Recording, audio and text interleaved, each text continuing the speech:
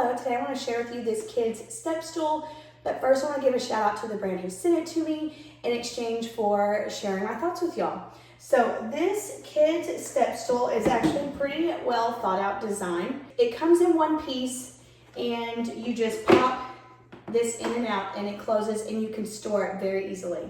You just want to make sure that you hear it pop into place, because if it's not properly popped in, this will actually slide and you don't want it to slide. You want it to be able to stay in this sturdy position. The bottom has these rubber corners on it to help keep it from sliding around, which I think is fantastic. And I think the little bear on it is super cute. I also like these neutral colors because they blend in and go unnoticed much easier than something like this. I brought in two stools my kids have been using just to show you a comparison of this one compared to those. There's a lot that I do like about this particular one.